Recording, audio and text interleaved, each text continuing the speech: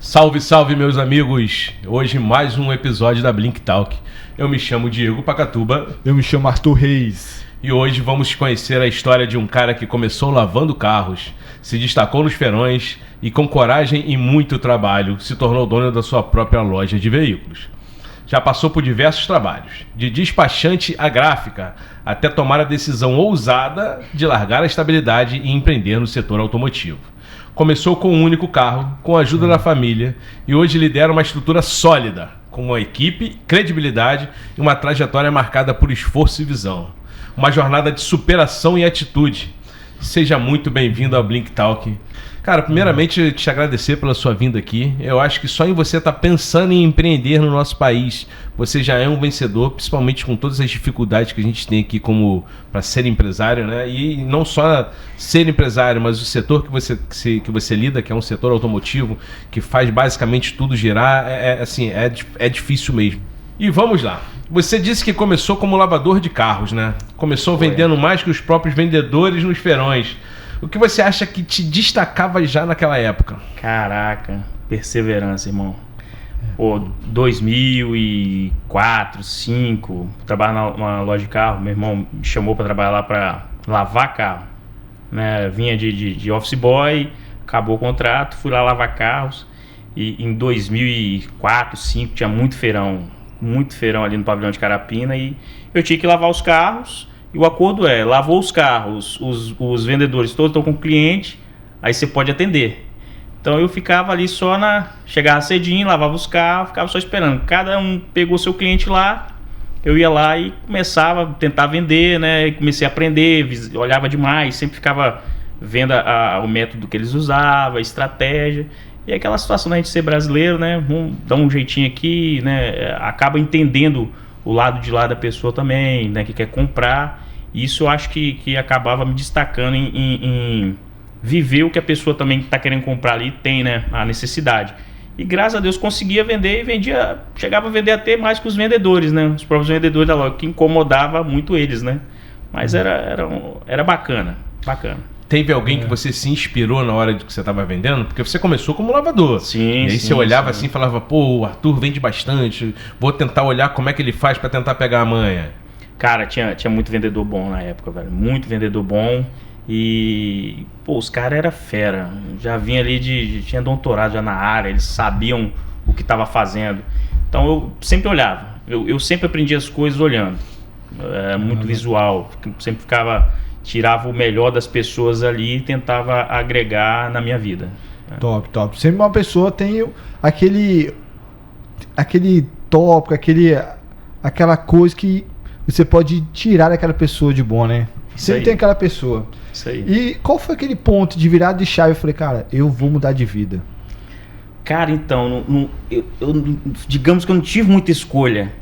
É aquele ponto que sua vaquinha empurrada ladeira abaixo, né? Eu tava numa empresa muito boa e por uma situação, teve um acidente e tal, e houve a necessidade de um corte de custo na empresa e eu acabei sendo dispensado, né? Dali eu fui trabalhar numa empresa menor, de motorista e tal, e na época ia ter um feirão, que ia ter no antigo aeroporto de Vitória, ia ter um feirão, meu irmão me convidou, pô, vamos lá pra você vender e tal. Eu sempre ficava trocando uma ideia com ele para, né, conseguir um dinheirinho a mais, né? Na época, salário mínimo não é fácil, né? O casar, tem um filho. E fui lá. O primeiro dia, era 4 dias. O primeiro dia eu fui, né, depois do horário, olhei lá como é que era. No segundo dia. Terceiro dia, meu amigo, eu falei, eu vou pedir demissão e vou trabalhar esses 4 dias do feirão. Era só o que me restava, né? Saí da empresa, acabou o feirão, que era os 4 dias. Aí um amigo do meu irmão, um lojista, me chamou para ir trabalhar com ele ali em Maruípe, do lado da antiga Ted Chips. Você chegou a conversar com a esposa assim, falar, cara, amor, eu vou... Cara, lá em casa, assim, ela me apoia muito nessa... Ela sabe que eu vou tomar uma decisão, mas já não vai faltar nada dentro de casa. E ela sempre confia. Sempre trabalhou também, né, irmão? Sempre trabalhou. Na época eu fiquei desempregado, ela que mantinha as paradas em casa. Mas aí fui na cara da coragem, irmão. E assim, era um lugar escondido, uma loja escondida, cara. Eles vinham de 3 meses sem vender nada. Eu cheguei lá, a conversa é que eles tinham 3 meses, tinham vendido esse carro no feirão, que eu até ajudei a vender. E já vinham 3 meses. E dali pra frente, cara, começamos a vender. Só tinha uma vendedora e os 2 donos. E começamos a vender e deu bom. Deu bom e foi bacana. Ali com um funcionário, né? Mas assim, freelance. Então não tinha muito vínculo, né? Entendi. Mas também foi aquele all-in, né? Era tudo ou nada. Era tudo ou nada, irmão. Então você saía de casa, eu preciso vender e vender. Não tem possibilidade de eu sair de casa, né? Pagando meu próprio almoço, pagando minha própria passagem e não vender nada, né? Sim. Tinha que vender. Então, tem que trazer o sustento de casa. Na época, o pensamento era esse. Eu tenho que ir trabalhar e tem que vender. Não tem como dar errado. Não. Vai dar certo. Não tem a chance de dar. E esse pensamento é o de milhares de brasileiros por aí. Cara. Então, o brasileiro acorda já querendo vencer, né? Verdade. Agora sim, você teve uma experiência antes em outros empregos, né? Sim, foi auxiliar de despachante, você trabalhou com gráfica. Trabalhei numa gráfica. Qual foram os principais aprendizados dessa sua trajetória para quando você começou a trabalhar como vendedor de carros e falou, cara, isso aqui me ajudou? Cara, toda empresa que eu entrava, ou eu ficava amigo dos donos, ou assim, eu estava muito próximo. Eu sempre quis crescer. A maioria das empresas que eu trabalhava, eu sempre subia de setor, ou assim, pegava um cargo sempre um pouco melhor, com a responsabilidade, né? Então, eu sempre via, o cara tem uma gráfica, qual foi o caso, citar uma das empresas assim, né? Não, mas que eu trabalhei, que eu gostava muito, que era uma gráfica, gostava muito. Então, assim, eu acabei tendo amizade com os donos, eram 4 donos, e assim, pegava o ponto forte de cada um, como que o cara ganhou dinheiro, como é que ele cresceu na vida, e como é que faz, como é que administra. Porque abrir uma empresa, hoje em dia, qualquer um abre. A questão é como vai se consolidar ali, né? Como que vai permanecer no mercado, que é a diferença. Então, fui aprendendo com cada um deles da melhor forma possível. Uma última que eu trabalhei, que era uma loteadora, era muitos sócios, mas cada um com sua peculiaridade ali, né, de importante. Então, fui adquirindo conhecimento para hoje, né, conseguir administrar a minha, né? Bacana. E sempre extraindo o melhor. Sim. Eu acho que isso é o que torna uma pessoa diferente, extrair sempre o melhor. O que você pode a pessoa absorver de melhor. E como que foi essa questão de você ter a mentalidade de falar, cara, agora eu quero abrir minha própria loja? Então, cara, o ter loja vem em primeiro lugar na primeira ajuda do meu irmão, né? Meu irmão ele já estava no feirão, né? Antes de mim. Ele agregou ele começou nesse meio de carro bem antes, né? Foi uma das pessoas que eu mais aprendi assim a mexer com carro. Ele é bem entendido, né? Então eu tive a oportunidade que ele me chamou. Eu tava nessa loja lá de vendedor e eles, e aí, aqui não tá vendendo, o feirão tava meio parado, né? E era muito mais difícil, né? Era um mercado muito acirrado, os preços há 8, 9 anos atrás era mais baixo. Então tinha uma demanda, né? Então assim, o cara tinha que ter um diferencial, né? E ele tava sozinho na época. Eu vim a convite dele, comecei a trabalhar junto com ele lá, arrumava os carros dele. Aí quando o lavador não vinha, eu lavava os carros, passava produto. Enquanto ele estava na rua comprando, preparando o carro, eu estava vendendo, passando ficha. Aí eu já tinha aprendido a passar ficha, né?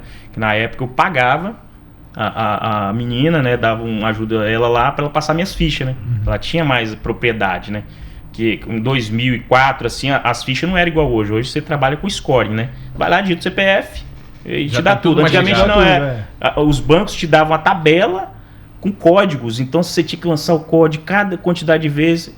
Então assim, eu vinha de algo antigo, eu não estava inserido nessa nova situação de financiamento. E nesse trabalhar com meu irmão aí, surgiu uma oportunidade de uma loja maior no próprio feirão. Aí ele já tinha uma quantidade de carro boa, ele foi para essa loja maior e eu fiquei nessa menor, né? Mas aí eu não tinha o capital, né? Eu tinha conseguido juntar o dinheirinho de um carro, né? Eu tive uma ajuda, né, para conseguir esse carrinho, tinha juntado uma graninha, e um lojista lá aleatório, assim, até conhecido meu irmão, passou, viu graça, falou, vou te vender uns carros aí no prazo, que a gente fala no prazo, né, 6 meses, vou te vendo tabela pra você me pagar daqui 6 meses. Na época era assim, coisa de louco, né? Todo mundo corria, eu falei, eu vou encarar. Aí o cara, não, eu falei, irmão, mas como é que eu vou te pagar? Não tem como te pagar, eu só tenho esse carro aqui. Não, você vai me pagar, você vai conseguir me pagar. O cara viu mais fé em mim do que eu mesmo. Do que você mesmo. Foi interessante isso aí.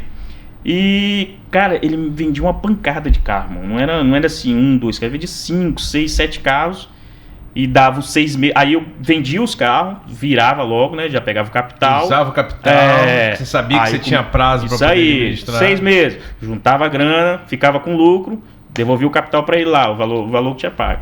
Aí depois, no tempo, me vendeu mais, aí eu já aumentei o prazo, começou a me vender com 1 ano.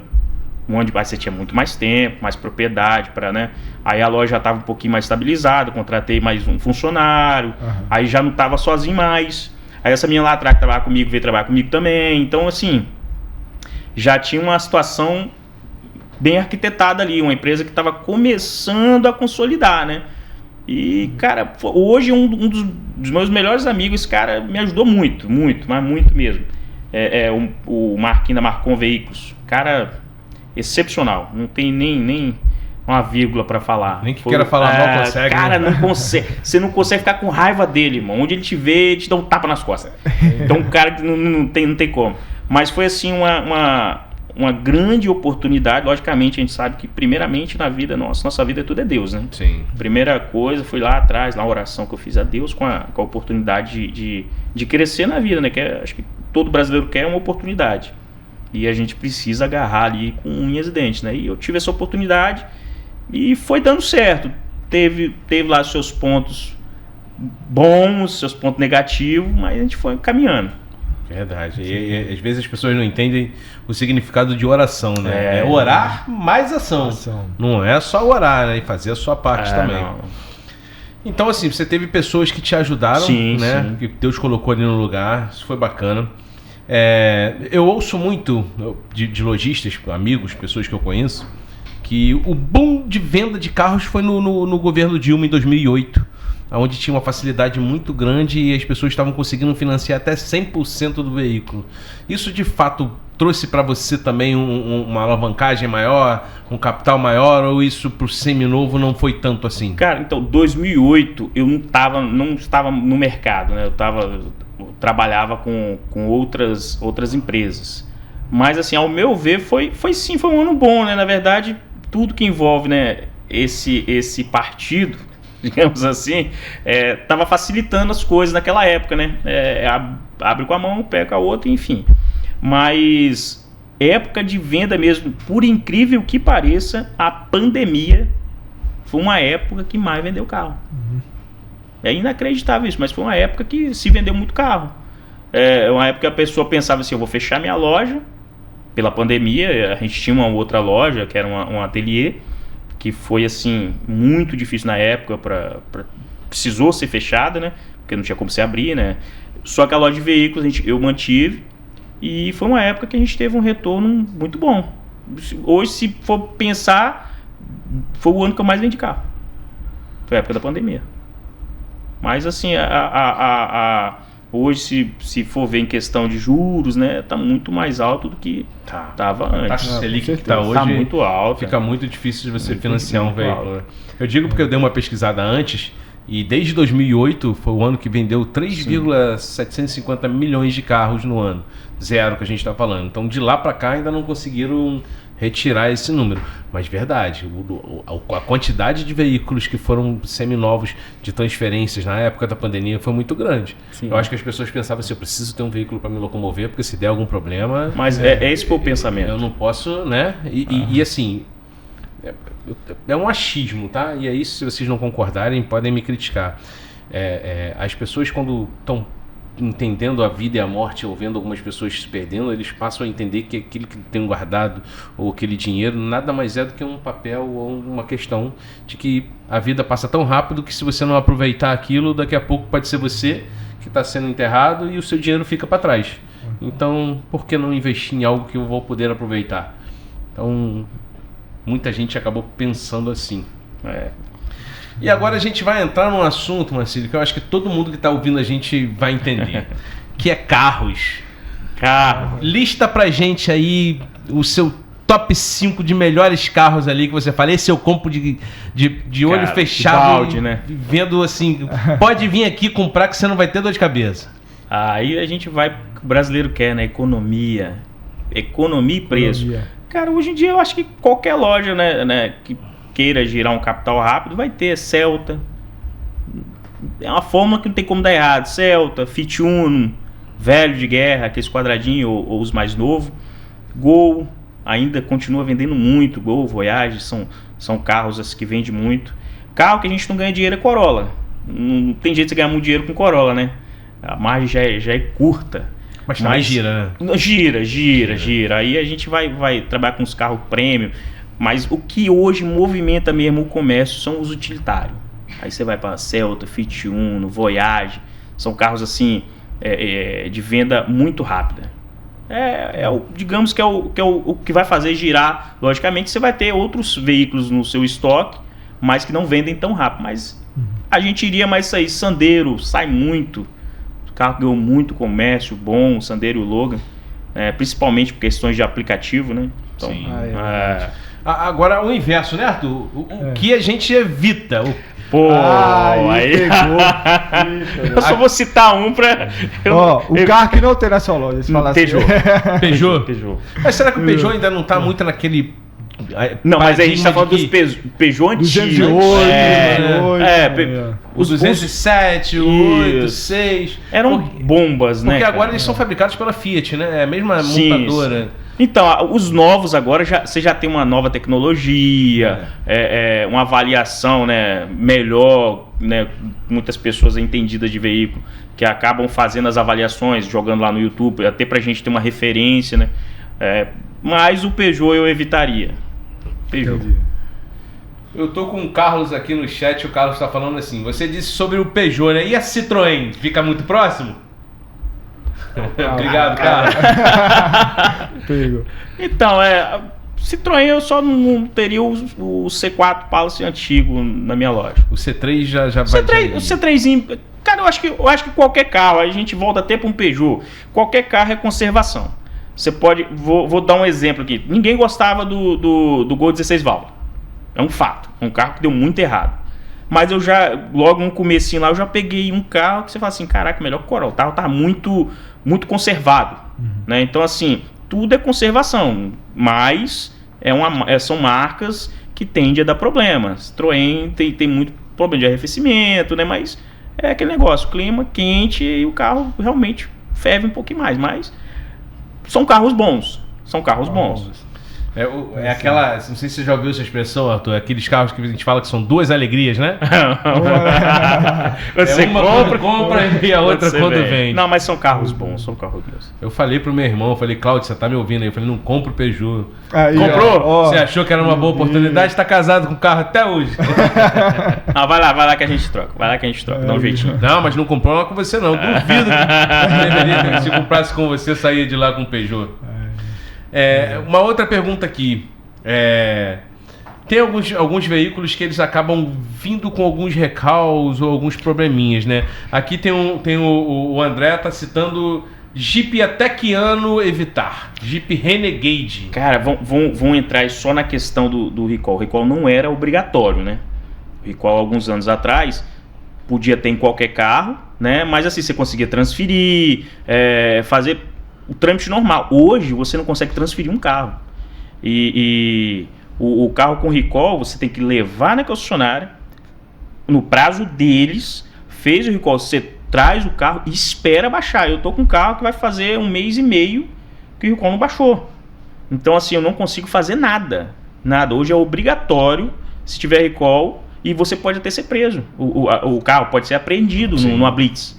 Então, assim, digamos, algo totalmente na nossa cabeça de lojista errado, porque acaba afetando o nosso setor. O erro da montadora. Para você que está assistindo a gente e não sabe o que é recall, é quando uma montadora descobre que depois de ter fabricado diversos veículos, ela descobriu um problema naquele carro que vai afetar o consumidor final. Então ela emite uma nota dizendo que precisa levar aqueles carros na concessionária aonde você comprou para fazer esse recall, é o conserto, né? e aí resolver esse problema, porque já vem dando muito problema lá. Só que ao longo desse tempo o carro foi vendido para diversas pessoas, e às vezes para na mão de um lojista que fica com seu capital parado até isso acontecer. Não tem como movimentar o veículo. É uma verdade, né, que, querendo ou não, para o nosso setor, e você muitas das vezes só sabe porque você compra. Porque afeta na transferência, né? Afeta em tudo. Ali você fica com o carro parado, o seu estoque não tem o que fazer. É aguardar a montadora e te dar a liberação. Então, realmente. Isso é um dos problemas que você enfrenta. Sim, um de muitos. Fala pra gente, qual foi o maior desafio que você já enfrentou? No ramo de veículos? No ramo de veículo. Caramba. Rapaz, começar sem capital foi algo assim... É um desafio, porque quando você fala do ramo de veículos, é um valor. Uma coisa é você abrir uma lojinha, uma quitanda, 3, 4 mil você abre, né? Você abre um comérciozinho, 5 mil. Um ramo de veículos, você tem que ter um valor muito agregado. Então, assim, quando eu comecei, era um desafio, assim, na minha cabeça, 100 mil era muito dinheiro. Quando eu comecei com 100 mil, você tinha, sei lá, 10 carros. Eu falava, quando eu juntar 100 mil, vou ter 10 carros dentro da loja. Se bobear hoje, não dá 2 dentro da loja, 2 carros. Então, assim, foi um grande desafio você sair de um salário mínimo, né? Que eu sempre carrego isso na minha cabeça, minha base sempre foi meu salário mínimo, eu tinha meu salário mínimo lá quando eu saí da empresa. Aí, para você sair para um ramo de carro, que 100 mil é 2 veículos, e você tem que girar aquilo ali. Então, assim... Cara, foi algo totalmente diferente na minha vida. Então, realmente foi um desafio. Teve que mudar a mentalidade. Não, teve. Você vem de uma CLT, de um assalariado, para abrir uma loja, ter CNPJ, pagar contador, pagar advogado, ter funcionário. Então, é algo assim... outra realidade. Teve alguém que você espelhou assim, cara, eu vou crescer, essa frase que me impactou nesse caminho aí. O meu antigo patrão, logo quando eu comecei lavando carro, né... da Guvel, Gustavo, ele é um cara assim que ele é muito visionário. Então, assim, eu sempre, quando eu vim para esse ramo de carro, inclusive quando a gente começou, a gente usava o sistema dele, né? A loja em si mesmo, nós fomos obrigados a abrir o nosso CNPJ, eu e meu irmão, justamente por causa do Gustavo, que chegou um momento que, né, a gente estava usando o sistema dele, chamou a gente lá, não vou poder usar mais, e aí a gente falou, e agora, irmão? O que nós vamos arrumar? Então a gente precisou abrir um CNPJ. E aí, o que a gente ia colocar aí? Ele falou, cara, vocês dois tem Militão no nome. Então, Militão Veículos. Bota Militão Veículos na hora aí. Aquela resistência. Será? E aí abrimos. Mas foi isso aí, cara. Eu espelhei assim. Logicamente, eu pro ramo de veículos. Quando eu vim pro ramo de veículos, o meu irmão era a minha referência em questão de carro, né? Eu não entendia muito de carro como ele. Então, aprendi muito sobre carro. Como comprar ali, olhar carro. Porque você tem que olhar o carro direitinho, né? Porque não tinha laudo cautelar. Quando eu comecei, o laudo cautelar era seu olho, seu conhecimento. Então eu fui aprendendo com o meu irmão ali, como é que você olha se um carro é batido, se foi mexido, se tem massa, se o motor tá rajando. Porque você falar de carro de 10 mil antes, era a primeira coisa, vamos olhar se o motor tá rajando. Se a embreagem tá boa. Então, era isso aí. Eu fui aprendendo muito com ele. Então, questão de aprendizado, assim, de veículo, de se tá bom, se tá ruim, eu aprendi muito com meu irmão logo nesse início aí. Então... Foi isso aí. E era uma necessidade, né? Tinha, porque isso ia ser a diferença entre você ter comprado bem e ter tomado um prejuízo. O lucro tá aí, tá na compra. Comprou errado, porrada. Então tá aí. E agora, aquele nosso momento aí, fala aí. Qual foi o problema que você teve, assim, um cliente ou um carro que você pegou, uma situação? Porque a gente sabe que lidar com pessoas é isso, né? E às vezes a pessoa acha que é mais inteligente ou já vem com uma maldade diferente. Conta pra gente, não precisa citar nome, só se quiser. Sobre alguma situação. A pessoa pode estar assistindo. Vamos evitar os processos. Ai, meu advogado vai endoidar, faz isso não. Não, afinal, cara. Ele tem que trabalhar também, né, irmão? Não. Ele já fala, irmão, você não arruma dor de cabeça, não consigo, cara. Eu já resolvo tudo pra não ter. Eu tento levar numa linha que o cliente fique satisfeito e eu não tenha dor de cabeça, e nem ele. Mas não, já teve cliente. Às vezes parece muito cliente que assim, você vê que o cara, ele não quer comprar o carro, ele quer comprar um problema. Então você vê que realmente o cara vai ali. Já teve um cliente que comprou um CrossFox na minha mão que, sangue de Jesus tem poder, velho. Deu muita dor de cabeça. Mas com muita expertise, assim, né? Deus à frente de tudo, a gente conseguiu. Mas foi o cliente, assim, que quase me tirou da minha paz. Da graça. Da graça, é. Foi esse. Eita, E ele vai assistir essa live aqui, com certeza. E ele comprou só esse carro com você ou comprou mais? Não vendi mais pra ele, não. Graças a Deus, né? Eu preferi deixar ele seguir a vida dele pra lá. Tem outras lojas boas também que ele pode comprar. Hoje você tem uma equipe de 4 a 5 funcionários, né? Isso. Como é que é a sua rotina hoje de dono de loja, gestor de pessoas, pai, marido? Pô, cara. Conciliar a nossa vida pessoal com loja, com ser empreendedor é muito difícil, né? Porque você sacrifica, né? Hoje o bem, digamos assim, o mais precioso que você tem é o tempo, né? Então a nossa rotina é de 8 a 6. 8 a 6 que a gente fala assim, mas tem dias que é ontem mesmo, isso aí era quase 8 horas da noite da loja, né? Fechando uma venda. Então assim, sobra muito pouco tempo pra você ter com sua família, né? Eu tenho uma menina de 4 anos, eu tenho que dar atenção à minha esposa, meu filho. Então assim, meu filho tem 14. Então é difícil durante a semana. Aí sobra sábado, domingo. Sábado só tem meio período, domingo é a igreja. Então é muito difícil conciliar isso. E você precisa vencer na vida. Então você precisa realmente sacrificar isso. E para isso tem que valer a pena, né? Você perder, tirar o seu tempo ali para estar no trabalho é muito difícil, mas a gente tende a aprender cada vez mais a administrar. Aí chega um ponto que você já está com funcionário, então você sabe que pode sair de repente um pouco mais cedo para dar atenção. Então tem essa necessidade. Lidar com pessoas não é fácil, né?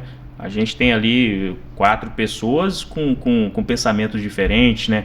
Com temperamento diferente. Então você tem que, como se diz, eu falo muito, tem que saber morder e soprar. Porque senão a roda não gira. E você tem que fazer a engrenagem funcionar, o funcionário ter ânimo, né? Ele tem que ser valorizado para ele ter ânimo, ele pensar que a empresa precisa crescer para ele crescer também. Mas é muito difícil, não é fácil administrar situações, não.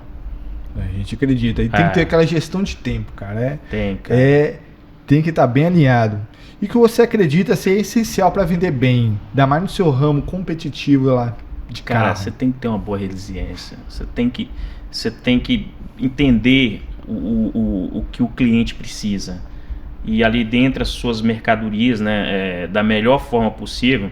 Logicamente você tem que pensar no cliente, tem que pensar na loja também, que a gente trabalha para ter lucro, né?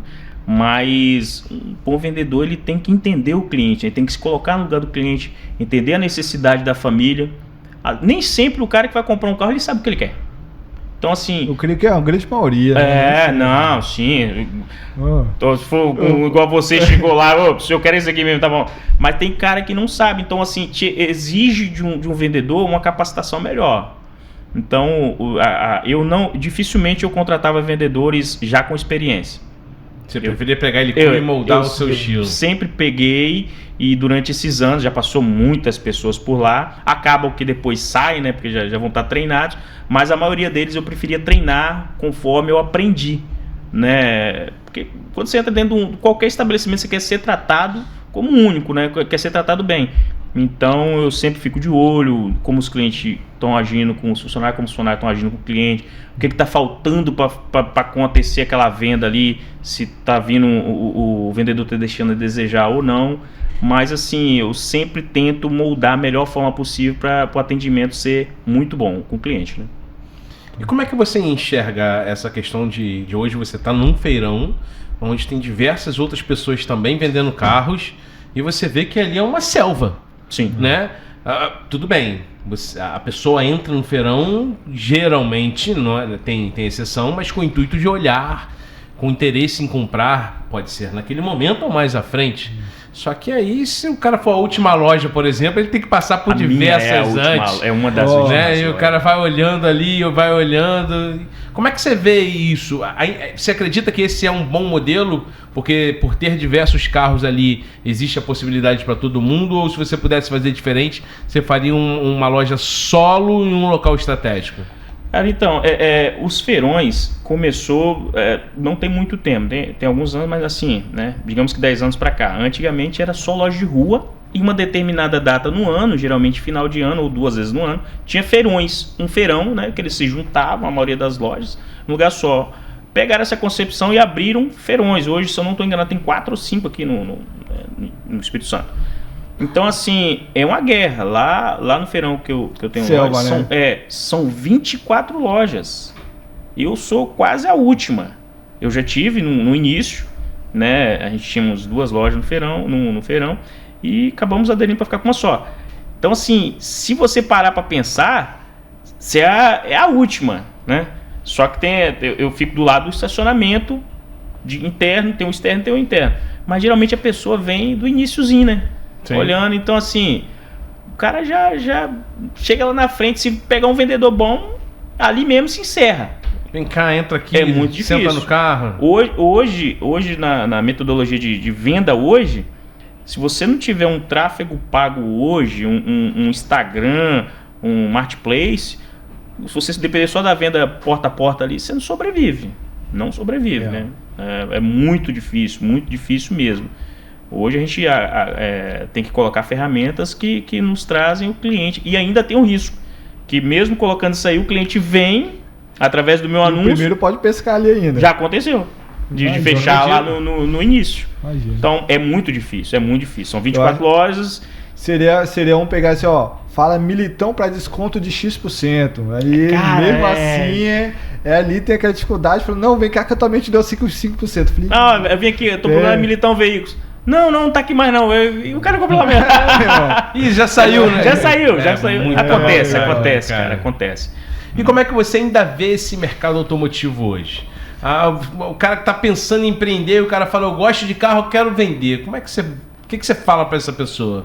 Cara, tem que pensar muito. É como eu te falei, tem que ter um valor agregado, né? É a mesma velocidade que você cresce, pode ser a mesma que você cai, porque a gente está falando aí de uma lei que dá 3 meses de garantia para o consumidor. Então você tem 3 meses ali para dar uma garantia de um veículo, é uma máquina suscetível a dar problema, é um fato. Então o cara tem que pensar muito.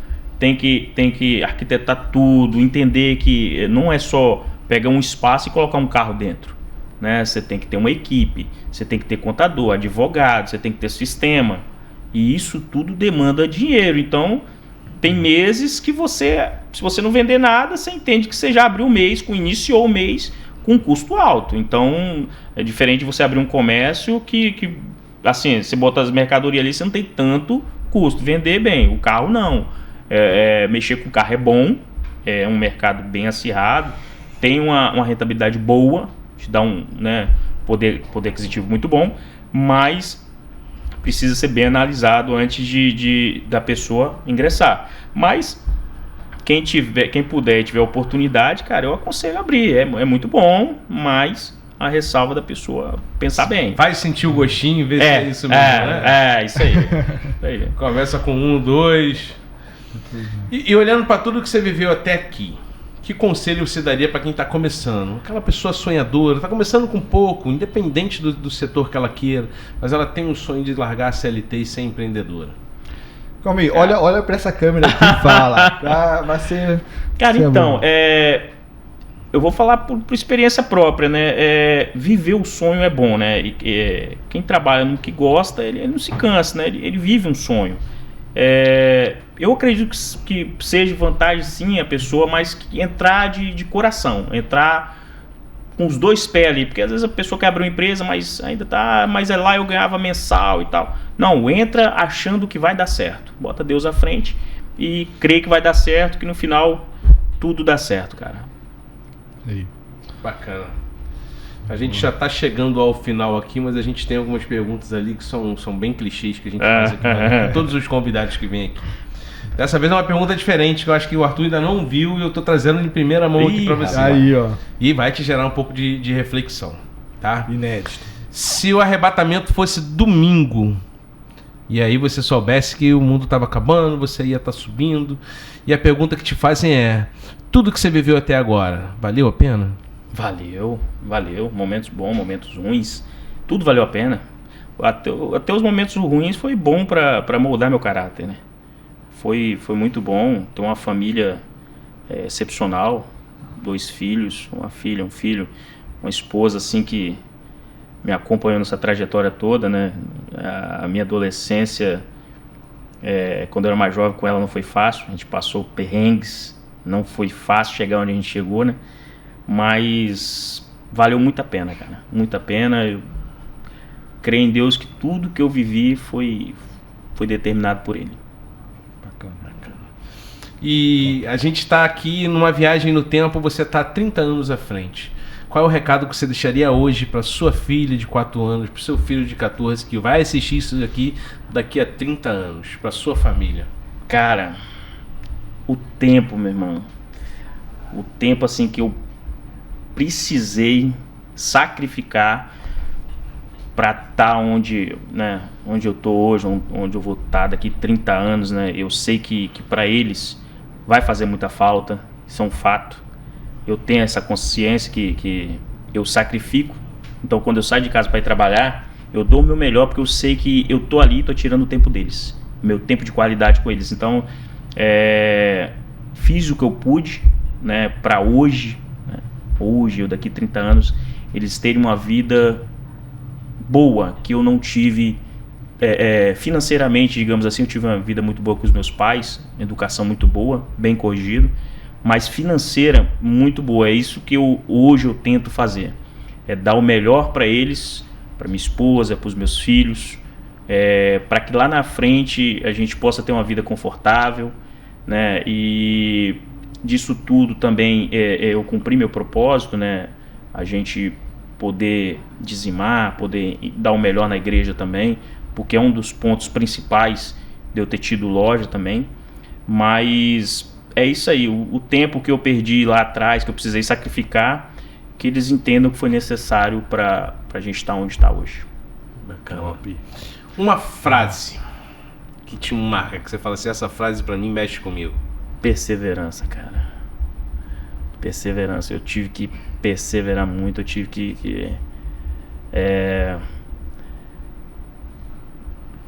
insistir, velho.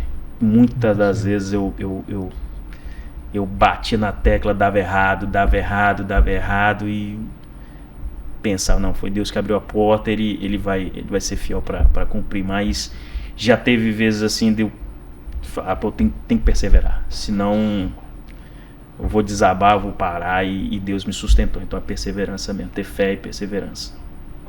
A fé molda, né, cara? Sim, a cara. Fé molda. Sim. Qual foi aquele momento que você achou, cara, eu vou fazer? Tá difícil, mas eu vou fazer.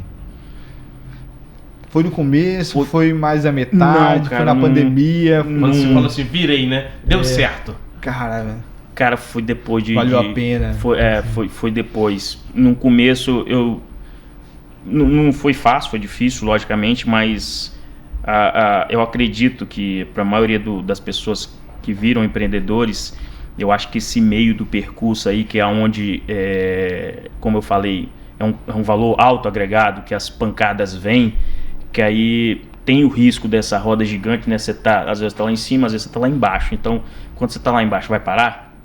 Eu já tive, tenho amigos que nesse ramo, amigos de longa data que pararam, que eu falei, caramba, será que eu posso ser o próximo? Então, esse sentimento lá atrás, eu falei, cara, é complicado. O cara pensa em parar e acha que vai tomar uma pancada por ser um comércio, um poder aquisitivo muito alto. É isso aí, ficamos no meio do caminho aí. No meio do caminho. Pra quem tá assistindo a gente aí e quer empreender, qual um livro que você recomenda? Cara, eu não sou muito de ler livro, velho. Por incrível que pareça. Audiobook. Por incrível que pareça, eu faço muita pesquisa. Eu sou mais objetivo no que eu quero.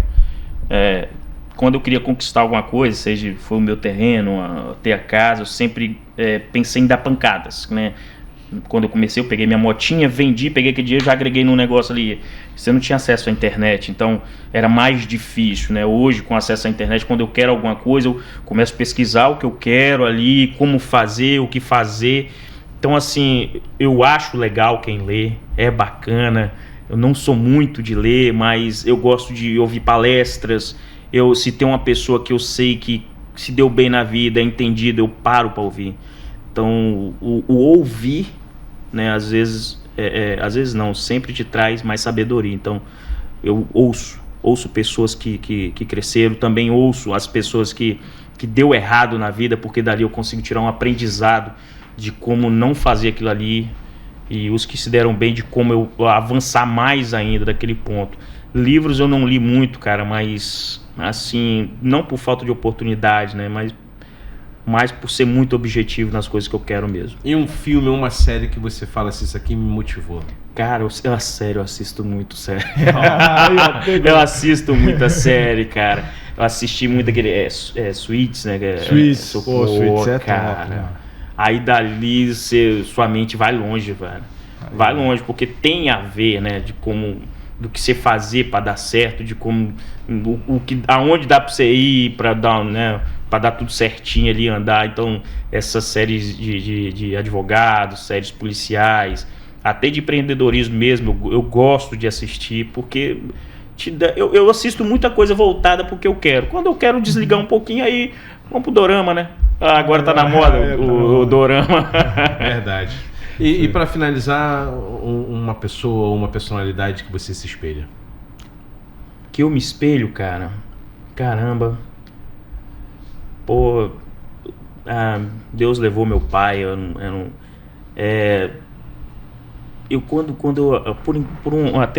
Quando eu abri a loja, a gente não teve oportunidade de ter carros legais, né? Então, o meu primeiro carro foi um Chevette, que 3 meses depois deu arrumar ele todinho, roubaram.